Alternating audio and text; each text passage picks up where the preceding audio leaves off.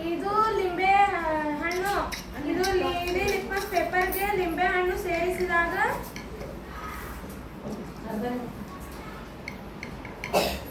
ಇದು ಕೆಂಪು ಬಣ್ಣಕ್ಕೆ ತಿರುಗುತ್ತದೆ.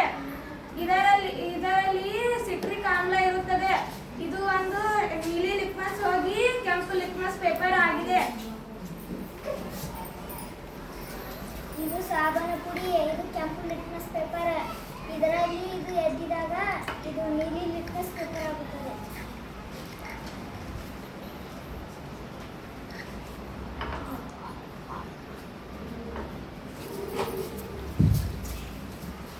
ಇದು ನೀಲಿ ಲಿಟ್ಮಸ್ ಪೇಪರ್. ಇದು ಹುಣಸೆ ರಸ. ಇದನ್ನು ಇದಕ್ಕೆ ಹಾಕುತ್ತೇನೆ.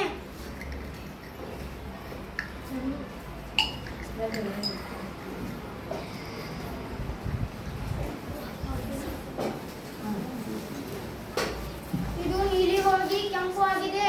ಇದರೊಳಗೆ ಟಾರ್ಟಾನಿಕ್ ಆಮ್ಲ ಇರುತ್ತದೆ. ಅದಕ್ಕೆ ಇದು ಕೆಂಪು ಹೋಗಿ ಇದು ನೀಲಿ ಹೋಗಿ ಕೆಂಪು ಮಾಡಿದೆ. ಇದು ಶಾಂಪೂ, ಇದು ಪ್ರತ್ಯಾಮ್ಲ. ಇದು ಇದರೊಳಗೆ ಹಾಕಂದ್ರೆ ನೀಲಿ ಲಿಟ್ಮಸ್ ಆಗುತ್ತದೆ.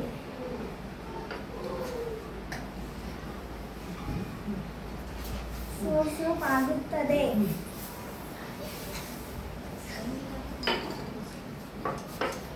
ಇದು ಆಮ್ಲ, ಇದು ಪ್ರತ್ಯಾಮ್ಲ, ಇದು ಸೂಚಕ. ಇದು ಆಮ್ಲದಲ್ಲಿ ಪ್ರತ್ಯಾಮ್ಲ ಸೇರಿಸಿದರೆ ತಟಸ್ಥ ಆಗುತ್ತದೆ.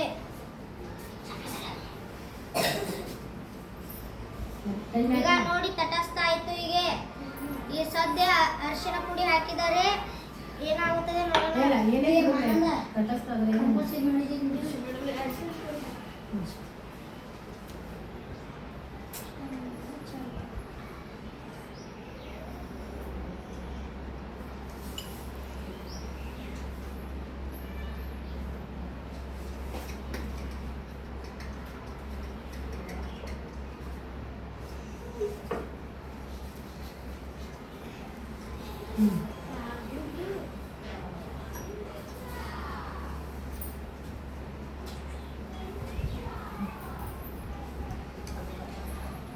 ಈಗ ನೀರು ಬಿಡುಗಡೆ ಆಗಿದೆ, ಲವಣ ಬಿಡುಗಡೆ ಆಗಿದೆ, ಉಷ್ಣತೆ ಬಿಡುಗಡೆ ಆಗಿದೆ.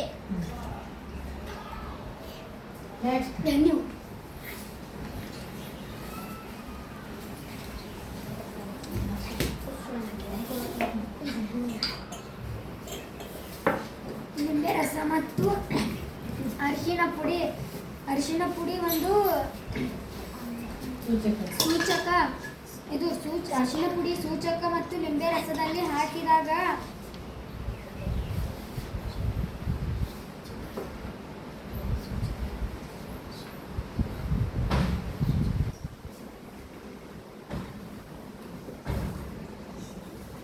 ಲಿಂಬೆ ರಸ ಮತ್ತು ಅರಿಶಿನ ಪುಡಿ ಒಂದೇ ಕಲರ್ ಆಗುತ್ತದೆ.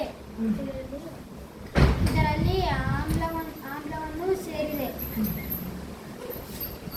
ಸಾಬೂನು ಪುಡಿ ಆಮ್ಲ, ಅರಿಶಿನ ಪುಡಿ ಪ್ರತ್ಯಾಮ್ಲ, ಅರಿಶಿನ ಪುಡಿ ಸೂಚಕ. ಪ್ರತ್ಯಾಮ್ಲ ಹಾಕಿ ಸೂಚಕ ಮಿಕ್ಸ್ ಮಾಡಿದೆ. ಈಗ ಕೆಂಪು ಬಣ್ಣದ ಆಯ್ತು.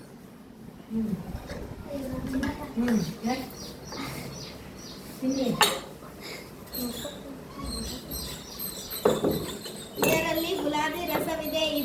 ಇದನ್ನು ಎರಡರಲ್ಲಿ ಹಾಕಿದ್ದೇನೆ. ಒಂದರಲ್ಲಿ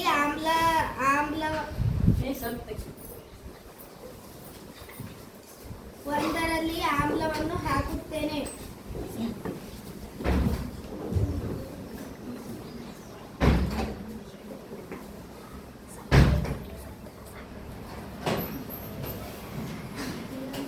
ಇದು ಗುಲಾಬಿ ರಸ ಹೋಗಿ ಕೆಂಪು ರಸವಾಗಿದೆ.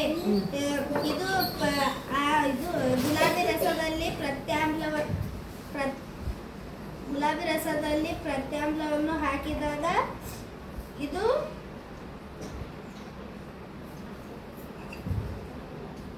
ಹಸಿರು ಆಗುತ್ತದೆ.